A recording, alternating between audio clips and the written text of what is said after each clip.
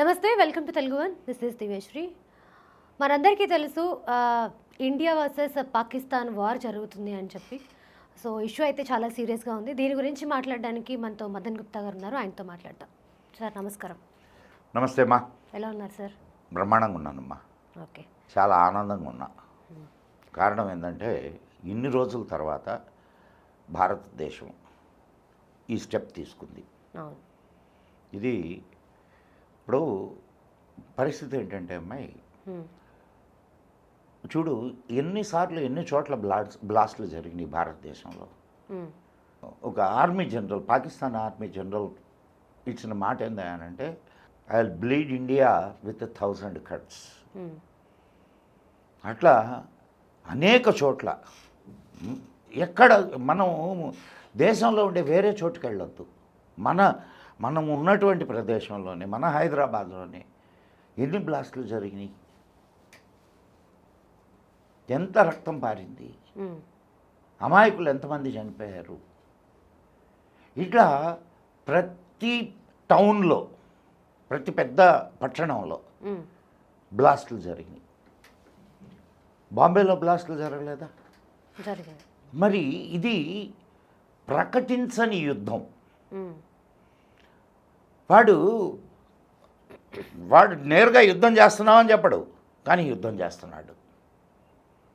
కానీ అది ప్రపంచానికి మనకి కూడా యుద్ధంగా అనిపించడం లేదు. అర్థమవుతున్నదా? ఇప్పుడు యాక్చువల్గా మన వాళ్ళు చేయాల్సినటువంటి పెద్ద పని ఏందనంటే, ఇక్కడ టెర్రరిస్ట్ బ్లాస్ట్ జరిగినప్పుడల్లా అక్కడ పాకిస్తాన్ ఆర్మీని కొట్టాల.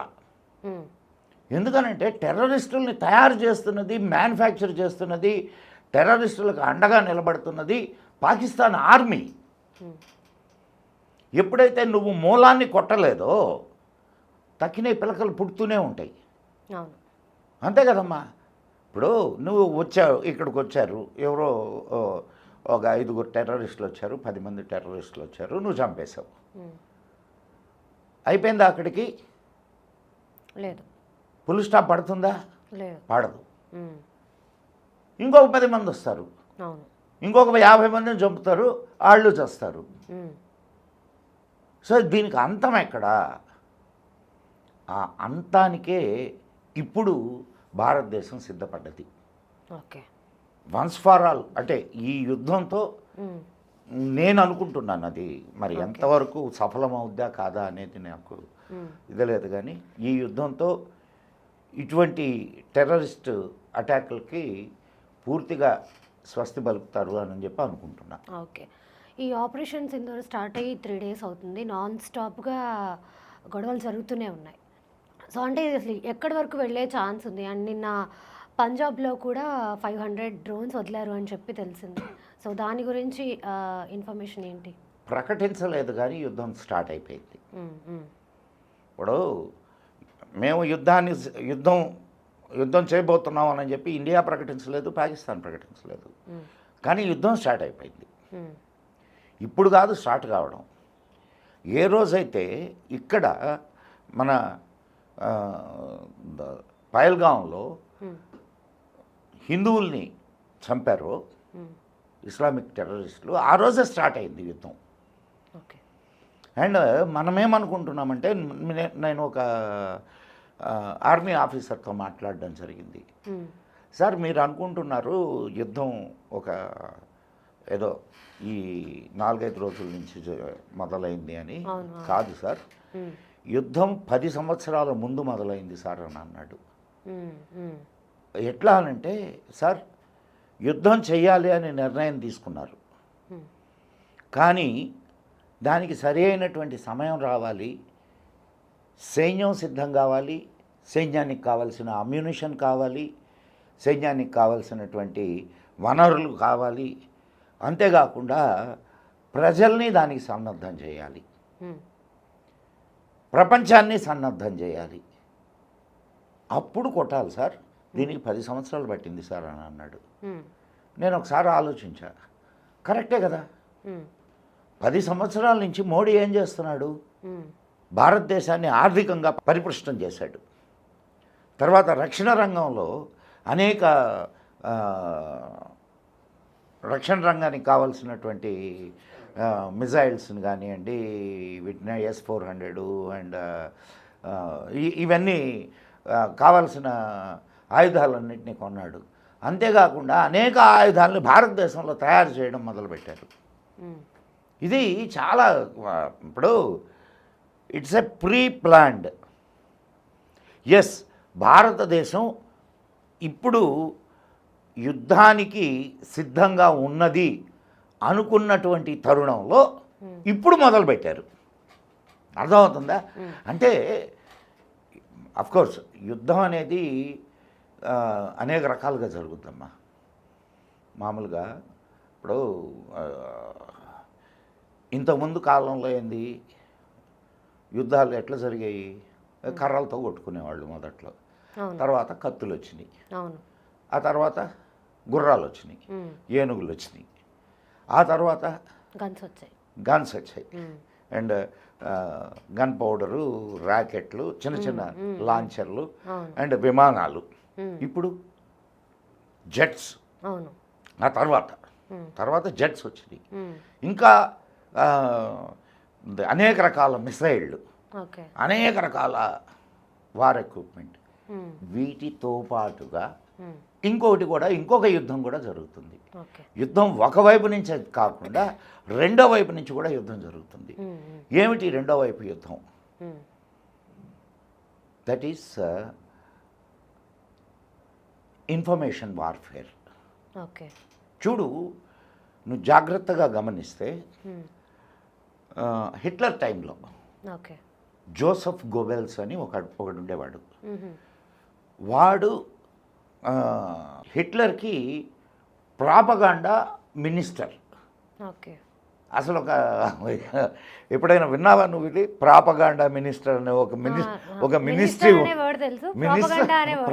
ప్రాపగాండా అనే వర్డ్ తెలుసు, మినిస్టర్ అనే వర్డ్ తెలుసు, కానీ ప్రాపగాండా మినిస్టర్ అనేవాడు ఒక పోస్ట్ ఉంటుంది అని.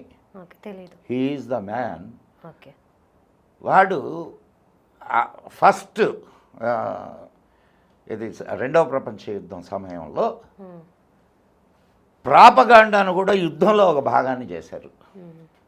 ఒక ఫేమస్ కొటేషన్ ఉంది గోబెల్స్ది. ఏందనంటే, నువ్వు ఒక అబద్ధాన్ని 100 సార్లు చెప్తూ పోతే ఆ అబద్ధం నిజమైపోద్ది అంటారు కాదు, నిజం కూడా అది. ఇప్పుడు అట్నే కదా మనల్ని ఇన్ని సంవత్సరాలు కమ్యూనిస్టులు, కాంగ్రెస్ వాళ్ళు నమ్మించింది. గోబెల్స్ అంటారు వాటిని. గోబెల్స్ అంటే ఇదనమాట, ఒక అబద్ధాన్ని పదే పదే పదే పదే చెప్తూ పోతే. అట్లా ఇప్పుడు పాకిస్తాన్ ఇప్పుడున్నటువంటి ఈ సినారియోలో కూడా పాకిస్తాన్ కూడా అదే రకమైనటువంటి యుద్ధాన్ని మొదలుపెట్టింది. మేము భారతదేశం యొక్క 5 రఫైల్స్ని కూల్చేసాం. వాసా ఆఫీస్ అని వాళ్ళ రక్షణ మంత్రి ఇంటర్వ్యూ చేస్తూ ఉంటే వాడు ఏం చెప్పాడంటే, మేము 5 రఫైల్స్ని కూల్చేసామన్నాడు. 5 రఫైల్స్ని కూల్చడం ఎందుకని, దానికి ఎక్కడ ప్రూఫ్ ఎక్కడా అని CNN వాళ్ళు నిలదీసింది. CNN వాళ్ళు నిలదీస్తే వాడు ఇచ్చిన సమాధానం ఏంటో తెలుసా? అంటే ఎంత ఇర్రెస్పాన్సిబుల్ బగ్గర్స్ అంటే పాకిస్తాన్ వాళ్ళు. వాడు ఇచ్చిన సమాధానం ఏంటంటే, సోషల్ మీడియాలో చూడలేదా మీరు? ఎవడు వాడు రక్షణ శాఖ మంత్రి. సోషల్ మీడియాలో వచ్చినటువంటి న్యూస్ని నువ్వు ఇంటర్నేషనల్ మీడియాకు పోయి మాట్లాడతావా? అంత నీచపు, అంటే అబద్ధం చెప్పడం కూడా. ఇంకొక మీటింగ్లో, ఇంకొక ఇంటర్వ్యూలో 3 రఫైల్స్ను పడగొట్టామని అన్నాడు. ఒక దాంట్లో 5, ఒక దాంట్లో ఏది కరెక్టు? అంటే ఇక్కడ చూడు, అంటే ఒక సైకలాజికల్ వార్ఫేర్ని క్రియేట్ చేస్తారమ్మా. ఇక్కడ భారతదేశంలో ఉన్నటువంటి వాళ్ళు ఉన్నారు కదా, మనకు ఇక్కడ పాకిస్తానీలు ఉన్నారు భారతదేశంలో. అంటే పాకిస్తానీలు అంటే పాకిస్తాన్లో ఉండేవాళ్ళని కాదు, పాకిస్తాన్ మనస్తత్వం ఉన్నటువంటి వాళ్ళు ఉన్నారు ఇక్కడ భారతదేశంలో. Quint, Wire, the Wire, Quint, Mint, ఇట్లా అనేక పేపర్లు ఉన్నాయి. అండ్ ఆర్ఫాఖాన్ షేర్వాని, బర్కాదత్తు ఇట్లాంటి నీచపు పాత్రికేయులు ఉన్నారు. ఓకే. భారతదేశాన్ని నీచంగా చూపించాల, భారతదేశాన్ని ఏమి ఆ నీచపు మనస్తత్వమో అర్థం కాదు. ఒకతేమో పోయి అక్కడ అమెరికాలో కూర్చొని మాట్లాడుద్ది, ఇంకొకడు ఉన్నాడు, వాడి పేరేం పేరు ధ్రువరాటి.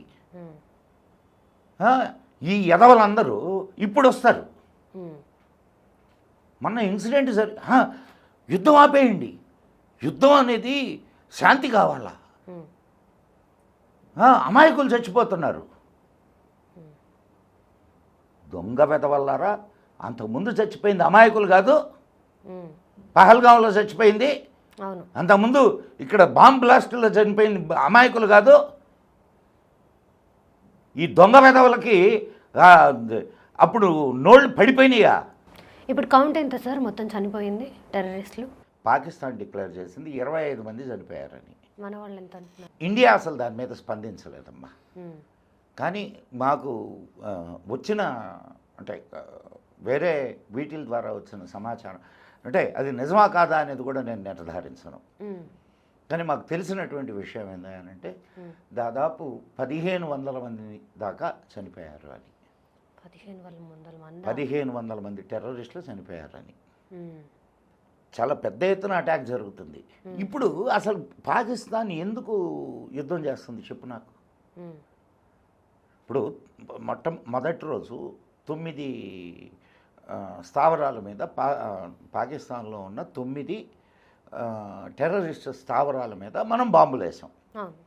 నువ్వు చేయలేవుగా, నువ్వు నీ పాకిస్తాన్ వాడు టెర్రరిజంని నిర్మూలించలేడు, మూసుకొని ఉండొచ్చుగా, ఎందుకు రిటాలియేట్ అవుతున్నాడు? పాకిస్తాన్లో ఉన్న టెర్రరిస్ట్ క్యాంపుల్ని వాడు కాపాడుకోవాలా. ఇది ఇప్పుడు వాళ్ళకి ఇంకొక విషయం అమ్మా, మన వాళ్ళు మొట్టమొదటగా తెలుసుకోవాల్సినటువంటి విషయం ఏంటంటే టెర్రరిస్టులు దాడి జరిగినప్పుడల్లా ఇది ఇస్లామిక్ టెర్రరిజం అనుకుంటున్నాం. కాదు, ఇది పాకిస్తాన్ వాళ్ళు చేస్తున్నటువంటి దాడి. ఆ దిశగా మనం ఆలోచించడం వల్ల ఇప్పుడు పాకిస్తాన్ వాడు డైరెక్ట్గా ఇప్పుడు వాడే వాళ్ళకి అమ్యునిషన్ ఇస్తున్నాడు, ట్రైనింగ్ ఇస్తున్నాడు. కాకపోతే సైన్యం అనే పేరుతో కాకుండా టెర్రరిస్టులు అనే పేరుతో వాడు చేస్తున్నాడు. ఇప్పుడు పేరు మారింది తప్ప వాడు చేసే యాక్టివిటీ మారలేదుగా. కాబట్టి మన ప్రభుత్వం కూడా ఇటువంటి చర్యలు తీసుకునేటప్పుడు ఇక్కడ ఒక టెర్రరిస్ట్ అటాక్ జరిగింది అనుకోమ్మా, అక్కడ ఒక 50 మంది సైనికుల్ని లేపితే ఇక్కడ జరిగినప్పుడల్లా రిటైర్డ్ సైనికుల మీద జరగాల. అప్పుడేం చేస్తారు? సైనికుల్లో తిరుగుబాటు వస్తుంది. అరే బాబు, టెర్రరిస్టులని మీరు ఆపంటారా, లేకపోతే మేము చచ్చేటట్టున్నామని. అవునా కాదమ్మా?